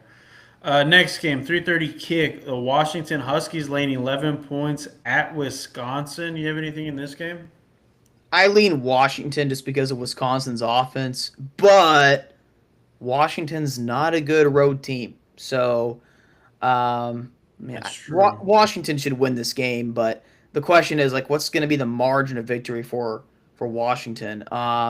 They typically get off to slow starts on the road, so I can see this being a slugfest at half going into half, and you're thinking, what's wrong with Washington? And then third quarter, fourth quarter rolls around, and Washington's up by a couple scores. So I don't have any best bets for this, but I mean, obviously, I'm rooting for the Huskies to win out. So Yeah, yeah, same here. Nothing for me. I wouldn't be surprised if, Wisconsin gets a cover here. Luke Fickle, he didn't get his walking papers this past week, so I expect a good effort from the Badgers, but that's not something I want to bet on. All right, Nick, this is an interesting game. In the Mountain West, 5 p.m. kick. Air Force at San Jose State. San Jose State laying 5.5 points. You have anything here? no, I mean, I lean San Jose State outright, but I mean, against the spread, San Jose State. Oh my gosh, they're kind of a frustrating team. Whether you are betting for them or against them, whether you are tailing them or fading them, they are very frustrating because they typically find themselves in one-score games at the end. Kind of a frustrating team to watch because honestly, San Jose State's better than their record, but they have not been good in close games this year, and the games that have been close that they won shouldn't have been close. So, I lean San Jose State. I lean San Jose State outright, but who knows ATS with the Spartans this year? And they played Hawaii last week. Yeah, yep. How did that game go? San Jose State won. Did they cover? What was that spread? That They was like did a cover three because the point. spread was like 1.5 or 2.5. Oh, was it? Okay. Yeah, that's where it closed, I believe. San Jose State they won by 7, 45 to 38. But honestly, like San Jose State was up. See, they were up pretty big. They were up 31 to 14 at one point. They were up 38-21 late in the third quarter, and then back-to-back touchdowns for Hawaii. And it's a one-score game again, as San Jose State always finds Oh, himself in. And then a yeah. touchdown with about 5.5 to go for San Jose State, put them up by 10. And then Hawaii got a field goal, a 24-yard field goal, with a minute 15 left to play. And then San Jose State recovered the onside. So again, I think San Jose State's better than their record. They have a pretty manageable schedule moving forward. So again, I lean San Jose State outright, but I don't know ATS wise with them this year. Okay. Yeah, all right. All right, next game, 6 p.m. kick. The Florida State Seminoles at the Clemson Tigers. Tigers laying 1 point here. You have anything? So Clemson, I believe, is 0-5 against the spread at home this year. So Yeah, so what was the game last week? Duke, right? Duke, yeah. Now Okay. Clemson should have covered and won that game. Duke got lucky, but still, at to this point, Clemson is winless ATS wise at home this year, and they're almost winless outright. That they had to come back in the second half against Troy, so that's their only home victory this year. So I mean, Clemson still has yet. So I'm going through the games here. Actually, let me go back here just to clarify on this to make sure. Clemson, unbelievable, John. Clemson has yet to be an underdog in any game this year. And they've like lost them all outright. Yeah, they won, didn't cover against Troy, won and covered against both North Carolina and Boston College when those two teams were at their bottoms, were at their floors, playing Um, their at the they were playing very very poorly. Those two teams at that point in the season. But yeah, I mean, here's what they've done at home: lost outright to LSU as a favorite, barely won against Troy as a 30-point favorite or so. Lost at home outright to Syracuse as a 16.5 point favorite, 17.5 at some places. Lost to SMU at home as about a touchdown favorite. I think it might have gone down to 5.5 or 6.5 with the quarterback news, but mhm. lost by 11. And then lost last week to Duke as a 3.5 point favorite. Of course, again, they should have won and covered there, but still, I mean, they've been terrible outright. Obviously, they've been terrible straight up, and then they've been terrible ATS, and they are still a favorite right now against Florida State. So either someone knows something we don't, or they're still being overvalued here. So I don't have any best bets for this game, but I think it'd be funny if Clemson lost this game. By the way, if Clemson loses, Clemson's going to have to win their last 3 games to just make a bowl game. And they play Wow. at Louisville, host Furman. They probably won't cover. They probably won't cover against Furman, and then at South Carolina. So if they lose to Okay. Florida State, they're probably not making a bowl game. Wow. Yeah. Yeah. And Florida State, they dominated Wake Forest, didn't they? They did. Yep. Okay. Yeah. Who started at quarterback for the Seminoles? Castellanos. Is he back? Okay. I wasn't sure because I know he kind of got roughed up in that game before Wake Forest. But I can't remember what game that was. Boston College. Um, where it came down to the very end and they ended up losing. I don't remember what game that was. And that's crazy. Florida State was on a 4 game losing streak. Although, when Yeah. you look at these losses for Florida State, they've been pretty competitive against decent, at least, teams at Yeah. Virginia in overtime, and then home against Miami. Okay, so that score was close, but the game really wasn't that competitive.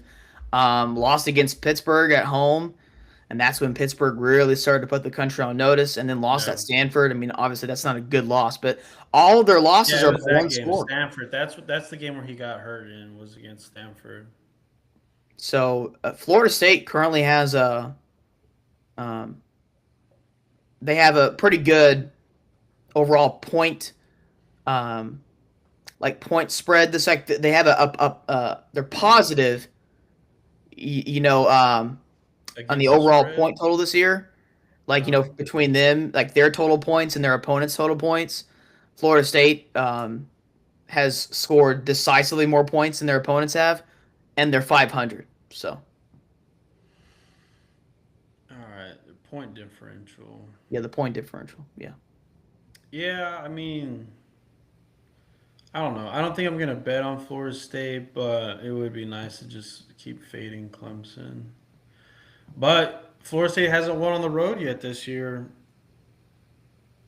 Surprising enough, they're 4-2 at home, 0-2 on the road, and then you have Clemson 1-4 at home. So something's got to give. That's something I'll. That's a game I'll just sit back and watch. Not one I'm probably gonna have a bet on. If I was, I would take Florida State, but just 1 point. I wouldn't be surprised if Clemson finally finds a win. But for me, I'm staying away. All right, next game, 6 p.m. Cal Berkeley at Louisville. Louisville laying 18.5 points. You have anything for us here? I'm not going to have any best bets for this game, but I lean Cal actually against the spread. Louisville's typically not good as a double digit favorite under Jeff Brom. Brom is Mm-hmm. much better as an underdog Yeah. and as like a short favorite, but and these larger with these larger numbers, Louisville typically is not quite as good ATS. They oftentimes win. It's not like Mario Cristobal or Jason Candle at Toledo that lose games as double digit favorites, but again, he's just not great ATS wise in these kind of spots. You know, they were laying a larger number than this against Boston College a couple of weeks ago, and it took to late in the fourth quarter for Louisville to finally get a decisive lead there. It was a close game up until that point. Mm-hmm. So I lean Cal here, but it's not a best bet. Yeah, I'll have to. I have to agree there. Cal can move the football. They can score some points.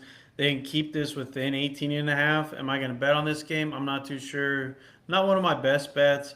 If I do play it, I'll tweet it out. But yeah, I would have to take Cal here. And who did you say Louisville plays next week? They play Clemson. Okay, so big game. Not one that you could just scoff at if you're Louisville. You still got to, as bad as they are, you still got to win it. Um, okay, next game. Interesting game here. Wake Forest at Virginia. Virginia laying 6.5 points. You got anything here? No, I don't have any best bets for this game. Do you? No, no. Like I said, Wake Forest, we kind of escaped in the SMU game. Should have won it comfortably, but it was a game we could have lost easily. And then I said, stay away from them against Florida State. That's just a perfect spot for the Seminoles. Seminoles destroyed them, and now maybe they could come back. But I mean, Virginia's a pretty good football team. A night game. Virginia's still going for that ACC championship. They're still undefeated in the conference. So no, I can't bet Wake Forest here. If I was to take something, it would be Virginia, because it is a night game. They're at home. They finally have a chance. They could, get a nice win, but not a best bet for me. But I wouldn't be surprised if Virginia takes care of business. The only thing is, Virginia hasn't been doing that in their games, so it's a stay away from me because all Virginia has to do is win the game and survive in advance for the Cavaliers. Next game, 6:30 kick. The Florida Gators laying 3 points at the Kentucky Wildcats. You have anything here? No, and these games between these two, especially in Lexington, are normally pretty close. Florida typically wins these matchups against Kentucky. It's just I think it was back. Let's see, Florida had like a 31. It was around 30 game winning streak against Kentucky, and then Kentucky finally ended that long winning streak in 2018. They went into Gainesville and won, and since then these games have been very competitive. Kentucky's won some, Florida's won some. So I expect this game to come down to the very end of the fourth quarter, but I don't have any best bets for this game. If there was a bet that could say this game will be a one score difference with 5 minutes to play, I would make that bet. Yeah, yeah. Like I said, I've been saying this for the past couple of weeks. I really like this Kentucky quarterback. They can move the ball on offense. The defense is terrible. The defense is atrocious, actually. But the freshman quarterback, Kentucky can move the football. The total's 44 and a half. So I wouldn't be surprised if this does go over the total and it's a shootout. I would like a little bit more than 3 points with Kentucky. So for me, I would only play the total over 44 and a half. I think we can get some points in this game. I don't like the Kentucky defense. I do like their offense. Florida's going to want to score some points as well. No play on me for the sides, but I could see this going over 44 and a half. Nothing I'm going to bet on right now. Maybe something at kickoff I'll tweet out.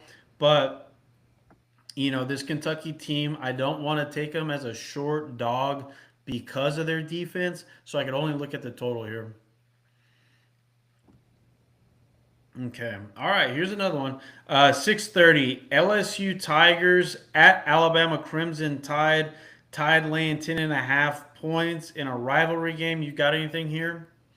This is weakness against weakness with the LSU offensive line against the Alabama pass rush. We're talking about one of the worst pass rushes in the SEC with the Crimson Tide against one of the worst offensive lines, not just in the SEC, but in the Power Four, the entire Power Four with LSU. I don't have any best bets here. Do you? We talked about this on Tuesday. I really love Alabama in this game. It was at 10.5. I thought this would get down to 9.5. It went from 11 to 10. Juiced to LSU at 10. I thought this would get down to 9.5. Now back to 10.5. I also thought Alabama would be a public team come, today, but nothing's really popped. Like I said, I feel like a lot of people are going to take LSU in this situation just due to them, having a new coach. But I know Frank Wilson, not personally, but he coached at UTSA, and Louisiana guy, he gets the coach, probably like the coach, the team of his dreams. He gets to be the head coach of the team of his dreams, but he's still not going to be able to play on that offensive line. That offensive line is so bad. Musburger, in my opinion, is not a good quarterback. He's just living off of his name, and I don't like LSU at all. They showed all of their weaknesses against A&M, and Alabama's just as good as A&M, and they're playing at home in this game. I feel like Alabama, it's also a rivalry game, so they could run up the score. I just don't. I just want to see how this line looks when we get to about kickoff time, I want to take Alabama here again. If this was a home game for LSU, maybe throw something on LSU. Frank Wilson being at home, coaching his dream school, but I just don't see it. This LSU team is weak still. Is he still injured on defense? Yeah, The he's not. good In brother, fact, it was just the good announced. brother. Uh, yeah, so LSU linebacker Whit Weeks is not expected to play against Alabama. That report was put out by On Three Sports 15 minutes ago. Okay, well there you go. I don't like, and I get it. People want to take LSU. I'm not buying it. I'm gonna wait to see if this gets down to 10. And like I said, I like 10. I wanted it to be one of my best bets, but let's see here. Yeah, Alabama 10 minus 120. I could see it. I mean, I really could see Alabama killing LSU. Alabama killed LSU last year on the road in Baton Rouge. I'm trying to think. You know what? I'm taking Alabama 10. I'm going to take Alabama 10 because I'm going to go with my gut here.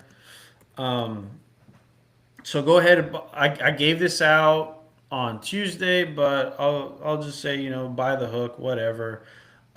Because a lot of these Alabama games, they've been coming down to like on the number 3, 7, tens. That I believe that South Carolina game landed 9.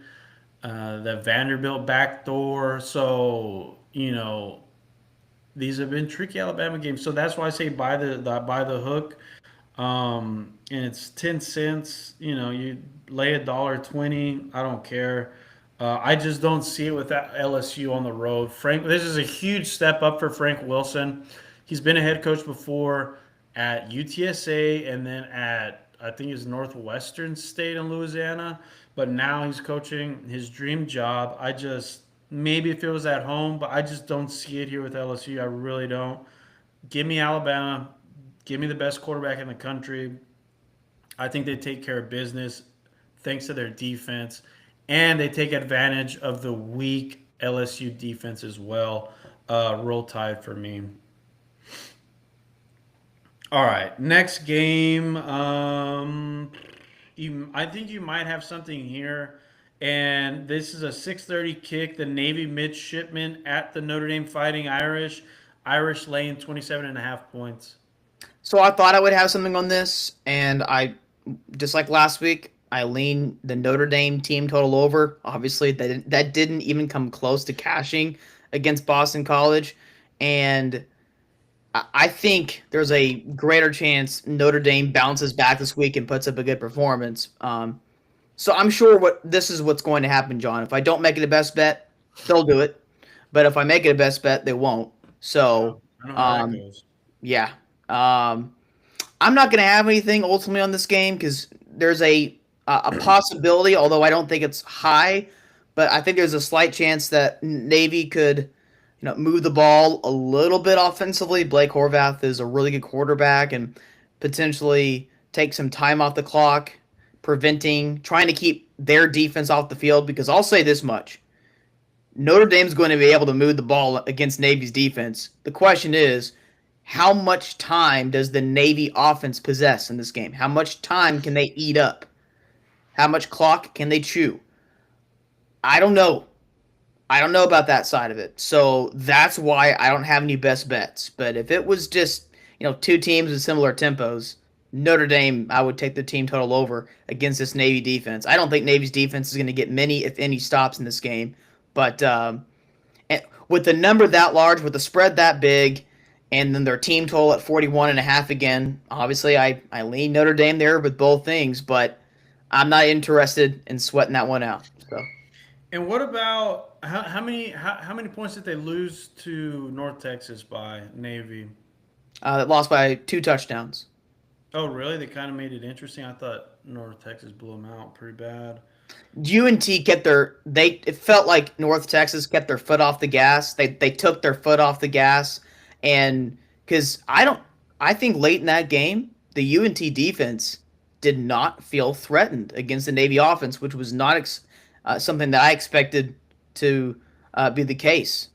in that matchup. I thought it was two good offenses against two below average defenses. So, and I still think Navy's defense is below average. Maybe North Texas defense is a little bit better than I thought. Could also be the case where Navy's offense is not quite as good as I thought because their strength of schedule was just not that tough at all. And I knew that coming into the year that Navy's first 7 games set them up very, very well. So again, I lean Notre Dame here, and coming off of a sluggish performance against Boston College, would not be shocked to see Notre Dame put up a pretty big number here. So again, I lean the Fighting Irish minus the points, and I lean over for their team total at 41.5. But I'm not going to make it a best bet just because those numbers are so big. All right. Yeah, I agree with that. I wouldn't lay it, but all right. Next game, 8 p.m. Nebraska Cornhuskers. This is a pick at the UCLA Bruins. This is at pick. Juices to the Cornhuskers minus $1.15. Talked about this on Tuesday. Give me UCLA Bruins here. I love UCLA in this spot. Massive letdown spot from Nebraska. Not only did they lose a heartbreaker against USC at home, they also lost their starting quarterback Dylan Raiola for the season. And this backup quarterback Lafitte, he can't throw the football. Can he run? He could run it a little bit, but I still don't like the way this Nebraska offense looks with Lafitte at QB. UCLA coming off a drubbing against Indiana, also off of a bye week, so they should be ready to go against this Nebraska offense. I really like UCLA here. I was willing to lay 3 points, 2.5 points. This is all the way down to a pick 'em, and we may even get plus money here with UCLA by the time we get to kickoff. I'm not understanding this line movement. Maybe there's a UCLA injury. Is there an injury to the quarterback, Connor? Do you know? I haven't really looked into the Yeah, matchup that much. I'm not really understanding this line movement. Common opponent is Maryland. UCLA beat Maryland by 3 points. Nebraska beat them on a last at the very end. They lost. They were it was a back and forth game. Nebraska ended up winning by I want to say like 5 points, 4 or 5 points. So yeah, give me UCLA here. It is a pick 'em. I just don't. I disagree with the line movement. Losing Rayola is massive for this team. A huge letdown spot. I do not like Lafitte. If they could stop him from running, even when he runs, I mean, this isn't Lamar Jackson we're talking about here. This is just a kid who can't really throw the football. Give me UCLA. I'm happy with it. I don't get the line movement. Give me the Bruins in this game. All right, next game. Interesting one here in the Mountain West. 8:30 p.m. The UNLV Rebels coming off a loss to New Mexico at Colorado State Rams. You have anything here? Nope, I have not looked into this matchup at all, actually. But we said it earlier in the season. We don't think UNLV is as good as their record. We think they were a little bit fraudulent. Now, the record is a little bit more indicative of their team. But I think UNLV, to me, on when you watch them, they look like a 7-5, 8-14, but they might end up finishing with 9 wins or so this year by the end of things. We'll see. I don't have any leans here because I don't trust Colorado State. So, do you have any leans here? No, if I had to play this one, which I'm not, I would play UNLV. Colorado State, you're just asking for just frustration, a bad time. You never know what you're going to get from Colorado State. Yes, they're playing at home. At least they're playing at home, but you can't trust this Colorado State team. UNLV can move the football. Is Colorado State going to be able to keep up with them point for point? I don't think so. With it being at 4.5, like I said, I'll be watching the UCLA game. I have no need or want to bet on this football game here. So yeah, it's a pass for me. All right, next game. I think you might have something here. 9 p.m. kick. This is Sam Houston State Bearcats at the Oregon State Beavers. Beavers laying 20 points in Corvallis Yep. So I made this a best bet earlier in the week. So again, this on is the why it's Tuesday important. show, right? Yeah, on Tuesday's show, it was 19 and a half. I'm laying it with Oregon State 19 and a half. And you know what? If it's below 21, if you're just coming to this video, you're pulling up our best bets, and you're like, oh gosh, it's now at 20 and a half. I wonder if he still likes it at that number. Answer to that question is yes, I do. Lay it with Oregon State. Anything below 21 and a hook. Oregon State can have fun in this game. Like there's no motivation for Sam Houston at this point in the year. Not that there's still bowl hopes for Oregon State. Obviously, there's not, but they have been playing better since a little bit of the coaching change and some of the movement behind the scenes on the sidelines for Oregon State. Um, yeah, I think the Beavers could put up a pretty big number here. I would not be shocked, John, if Oregon State ends up winning this game by 35 points. Honestly, Yeah, we were talking earlier about some of our toilet bowl matchups. This could be one, but yeah, yeah, lay it with Oregon State. Anything below 21 and a hook. I think right now the most common number out there you can find is 20 and a half or so. Lay it with the Beavers. They're going to cover that. Sam Houston's been terrible, obviously in every which way this season. We called it in the summer. We thought Sam Houston could be pretty bad this season. So I should have made a video for under 4.5 for Sam Houston yeah. win total, but that's okay. Good stuff. Hindsight's 2020, but we'll include them as a best bet here. We faded Sam Houston a couple times on here with our best bets, and we'll fade him again. Yeah, because didn't you say last week Louisiana Tech won by at least 30 points Oh against yeah, Sam Louisiana Houston? Tech. I think they won by 40 or 41 to be exact. Okay. Yeah, and this Oregon State defense, I'll go ahead and say this, they're pretty stout, especially at home. They played tough against Houston, and they also held a pretty solid Washington State offense to what, 7 points? Yep.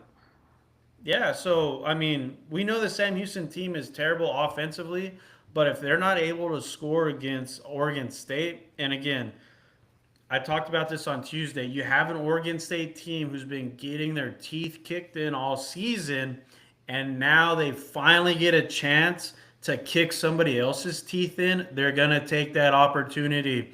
Yep. So, Oregon State finally has a game. It's a night game. They should have a crowd. There's nothing else to do in Corvallis besides drink and go to the football game.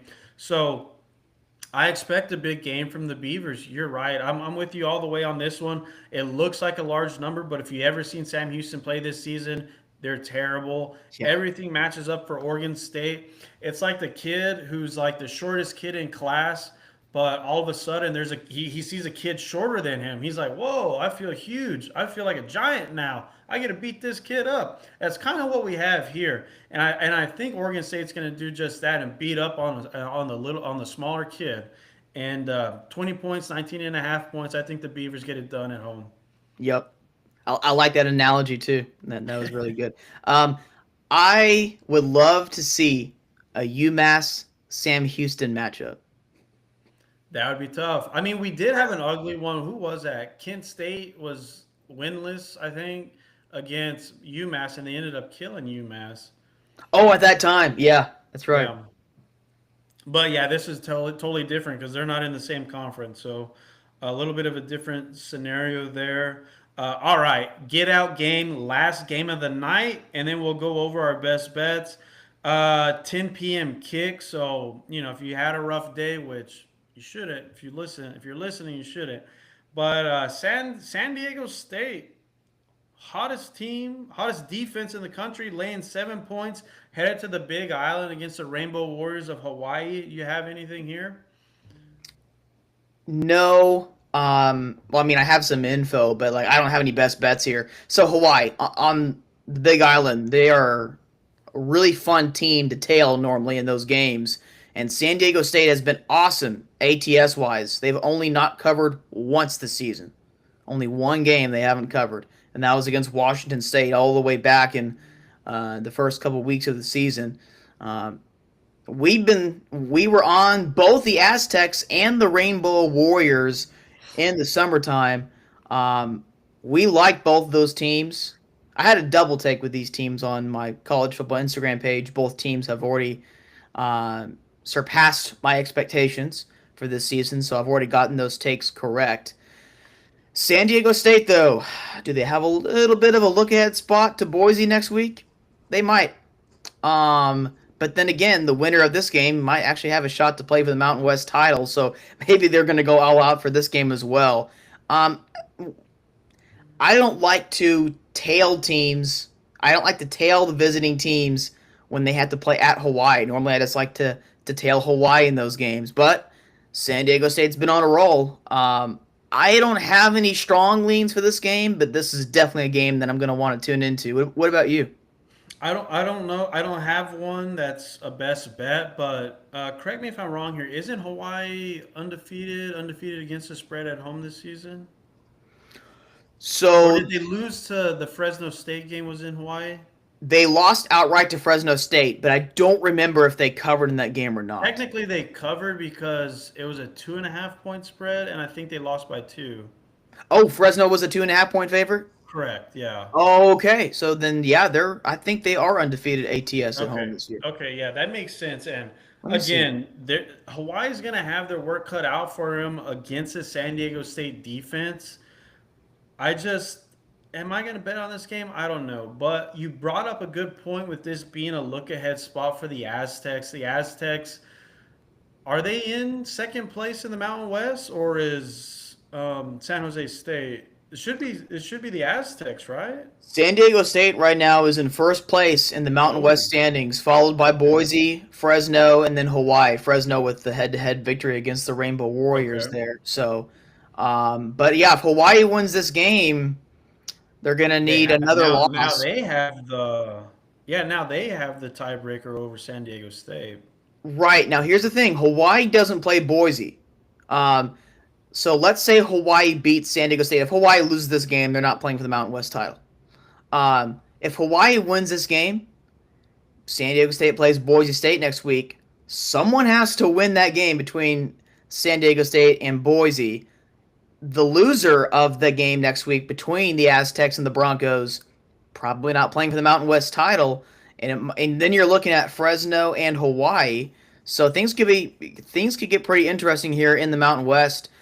San Diego State's remaining schedules kind of tricky actually. So at Hawaii, Boise, San Jose State, and then at New Mexico. That's a pretty difficult November Yeah, because, I mean, they've been great against the spread here, but look at these opponents that they faced: Stony Brook, Cal, Northern Illinois, Colorado State, Nevada, Fresno State. They won at Fresno State 23 to nothing. That was impressive. And then they took care of business against Wyoming this past week. It hasn't really been all that difficult of a schedule outside of Fresno State, who again they shut out on the road. So yeah, if San Diego State had not looked so good on the road against Fresno, I don't think the spread would be where it is. But I might tail Hawaii. But San Diego State, they've been on a roll for a long time now, for more than a month. So I can't fade San Diego State, but I also don't want to fade Hawaii here on the island. So a game that I just kind of want to sit back and be entertained with. yeah, yeah. I'm in the same boat. I would take if I was to bet it, which I'm not. I'm not gonna know until about 10 o'clock tomorrow. I would take seven with Hawaii, and the reason being, a lot of these Hawaii games have come down to the last play of the game, whether that be a field goal, a lot of field goals. They do have a good kicker, so it's good to have Yep. a good kicker in your pocket. So I would take the 7 points with Hawaii, but again, I don't have a ticket yet, and I'm not going to have one until late tomorrow night. So I'm just going to wait and see. But I can see this spread closing at 6.5. Just looking at the money here. But so if you do like Hawaii, grab a seven now. But I'm gonna wait. I'm gonna wait and see here, and we'll see how the day goes. But if I was to bet it, it would be on the Rainbow Warriors at home. All right, that's it. That's everything. Let's go ahead and we'll go over our best bets, close out the show. I'll go ahead and kick us off here. Connor, my record on the season's 21, 16, and 5. And yeah, tonight I did recommend taking the Bounce House Central Florida Knights. Don't have a ticket on that, maybe later, but if I was to play it, I would take Central Florida. And same thing with Memphis. I think Memphis gets down to a field goal, and I would take the Memphis Tigers. I'm waiting to see what happens with that line. If I could get 3 rather than the hook, I will take Memphis, but I'm waiting to see. And then also, I do have a bet on Northwestern plus 14 and a half. These aren't counting towards our best bets, but this is just something that we do every week as we go over the Friday games. So let's get into it. My record 21, 16, and 5. My first best bet here is West Virginia Mountaineers. Maybe we get a 6, but I'm putting up laying 6.5 points with the Mountaineers. I love the way that they've been playing with freshman quarterback Ricky Fox. Colorado's defense has been awful, and I think they are not going to be ready for this atmosphere, especially the freshman quarterback Julian Lewis. We're going to find out how good he really is. But give me the Mountaineers. I'm betting against Colorado here. Mississippi State Bulldogs plus 9.5. I do not like this Georgia defense. I don't think. I think I don't understand this line movement. I was happy to take Mississippi State plus 7.5. This has gone all the way to 9.5. I don't think we're missing any injury news. I'm fading this Georgia Bulldogs defense.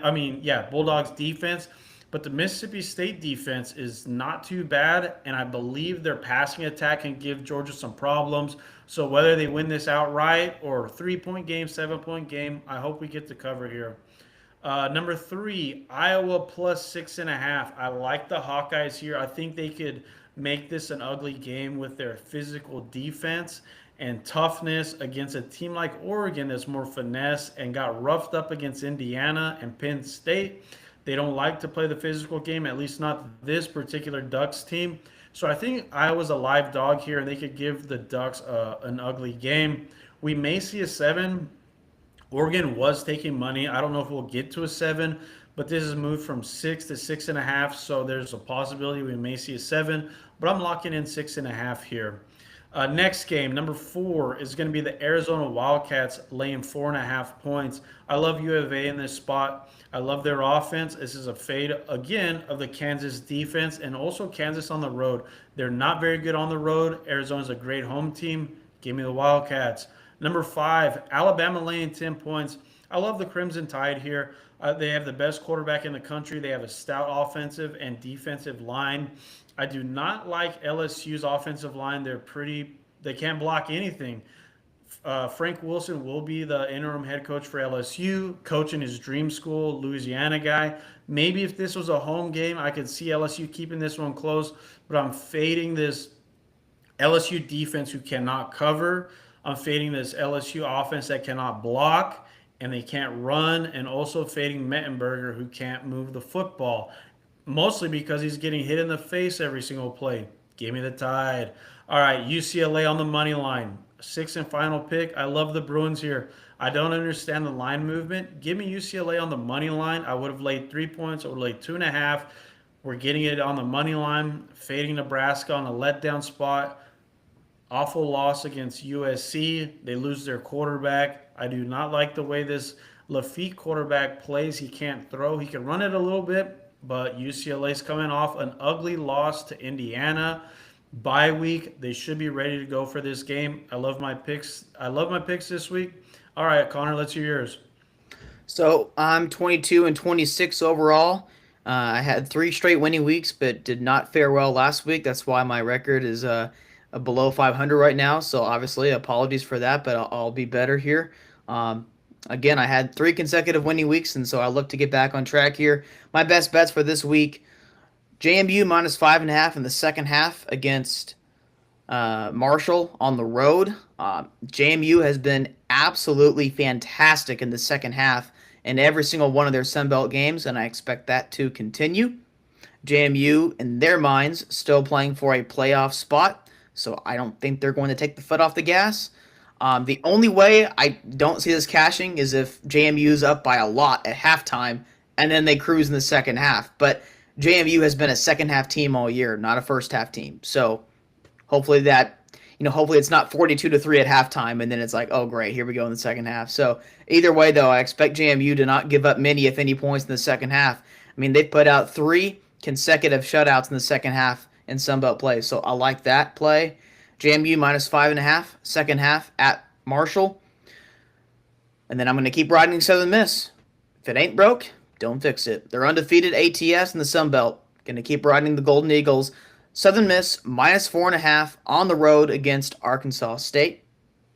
This is a game that I was looking ahead to, and a spot that I really like the Red Raiders here. Texas Tech minus 9.5 hosting BYU. I think Texas Tech not necessarily can name their score here, but I think Texas Tech could put up a pretty good number here. The spread's now 10.5 wherever you look. Um, and I'm sure you're going to have a lot of people take BYU. This is a game similar last week, John, to everyone taking Cincinnati plus 10.5 against Utah because the spread's too big. Those are two good Big 12 teams, right? And Utah blows them out. Maybe not quite to that degree because I trust BYU more than Cincinnati because I trust their coaching staff more. But I think Texas Tech can put up a similar margin. Not again, maybe not quite as big, but somewhat similar margin to what Utah did last week to Cincinnati, where it's like, oh, that's why the spread was 10.5. Okay, yeah, give me Texas Tech laying 9.5 there. That was a play. That was my first play earlier this week. Give me UConn plus 9.5 hosting the Blue Devils. I talked about this earlier in the show. It's a really good spot for Duke. A really good spot for UConn, not a good spot for Duke. I like how UConn matches up against the Blue Devils on the field, both offensively and defensively. Joe Fagnano, the quarterback for UConn, has yet to throw an interception. UConn has not lost a game in regulation this year. I like UConn at home here, and I would even go as far as sprinkle a little bit on the money line here for the Huskies. I like TCU and Louisiana Tech a lot outright, and I wouldn't even be shocked if both of those teams covered in their games this week. But similar to what I did with Georgia and Alabama a few weeks ago when Georgia hosted Ole Miss and Alabama hosted Tennessee, both those teams ended up covering, although Georgia was very fortunate to cover, albeit. But both teams I felt were the better teams in those matchups, and I like those teams at home. Well, now I've got a TCU team at home hosting Iowa State, and Iowa State's been terrible against the spread. John, you and I talked about it a month and a half ago. We thought Iowa State was fraudulent. We've been proven correct, and I think TCU, coming off a bye week, can put up however many points they want, but we'll see with that TCU defense how many points they give up. But I trust TCU at least straight up. And then Louisiana Tech. Now they're on the road here against Delaware, but the Blue Hens have not performed well over the last month of the season. They've kind of been fading. Their only win in the last few weeks was against Middle Tennessee, and they were a little fortunate actually to win that game. Middle Tennessee is not a good team. Louisiana Tech is one of the better teams in Conference USA.